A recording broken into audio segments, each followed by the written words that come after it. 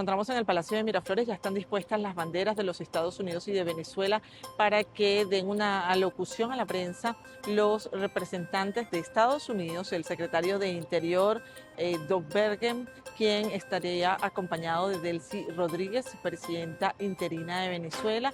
Han tratado temas energéticos, temas de minería, han firmado acuerdos de los cuales darán a conocer próximamente todos los detalles. El secretario de Interior va a permanecer en Venezuela durante 2 días. En el día de hoy llegó en horas de la mañana al Aeropuerto Internacional Simón Bolívar de Maiquetía y luego se trasladó hasta acá, hasta el Palacio de Miraflores, donde ha sostenido encuentros también con el presidente de Minerven, porque un tema crucial en este encuentro se trata de la minería, de todo lo que tiene que ver con los minerales venezolanos, los minerales raros del país. Y los negocios que están haciendo en torno a ellos. Debemos decir que en el día de mañana va a sostener Doug Burgum una rueda de prensa con distintos medios internacionales que han estado presentes en el país, entre ellos CBS, Fox News, que se han trasladado junto a él para esta visita oficial a Venezuela. De forma sorpresiva, y citando el artículo 9 de la Convención de Viena, Ecuador, sin exponer motivos, comunicó a la misión diplomática de Cuba que su embajador Basilio Gutiérrez y 21 funcionarios del cuerpo diplomático cubano han sido declaradas personas no gratas y que deben en 2 días abandonar el Ecuador. Antes de conocerse la medida, ayer el presidente Noboa, por decreto firmado en Guayaquil, también dio por terminadas las funciones del embajador de Ecuador en Cuba, José María Borja, a quien se le ordenó retirarse de la sede de La Habana.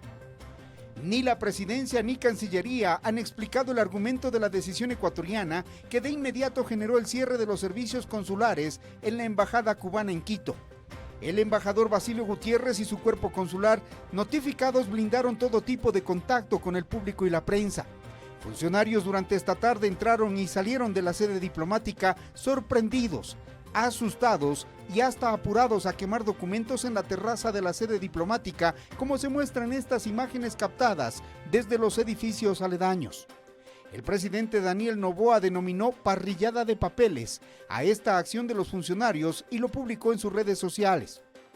Según la Cancillería del Ecuador, la misión diplomática cubana tendría hasta el mediodía del viernes para abandonar el territorio ecuatoriano. Para el analista Mauricio Gándara, la decisión ecuatoriana tiene una sola teoría. Deducimos que se trata de una cosa concertada del Ecuador con una instrucción o una presión del gobierno de los Estados Unidos, pero me parece un error. El dispositivo de seguridad policial y militar se vio aumentado en la embajada cubana.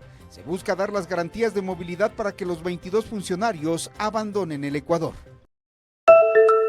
Este es el 6º día desde que Israel y Estados Unidos lanzaron ese ataque contra Irán, y en la medida que pasan las horas, la destrucción es mayor, pero también el temor y la incertidumbre de los iraníes durante la noche, pero especialmente esta madrugada han lanzado un nuevo ataque contra la capital, esta vez en el este y en el oeste de la ciudad. Atacaban bases relacionadas con la Guardia Revolucionaria, pero también otras instituciones, por ejemplo, deportivas, que relacionan especialmente con ese sector de los servicios de seguridad del Estado, que son las milicias conocidas como basillís, a quienes acusan de liderar esas represiones durante esas series de oleadas de protestas que se han dado en Irán en los últimos años. Mahsa Amini en el 2022, las últimas que vivimos en enero, con un gran número de muertos, 3.000 reconocidos oficialmente. Se calcula que son más de 7.000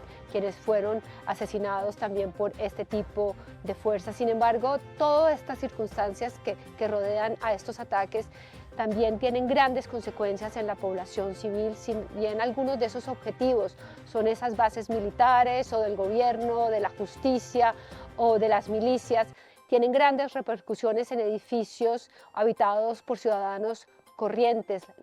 La cantidad de munición que están utilizando es devastadora y vemos cómo quedan edificios dañados, destruidos, con gente herida o muerte o gente solamente que transita por las calles, porque aquí no hay alarmas y tampoco hay refugios donde esconderse, y también a esto se suma la incertidumbre de quién gobernará al país. El líder supremo de la revolución, Ali Khamenei, fue asesinado en ese primer momento del ataque el 28 de febrero. En algún momento tiene que llevarse a cabo el funeral o la ceremonia en esa mezquita o en ese mosala que ven a sus espaldas.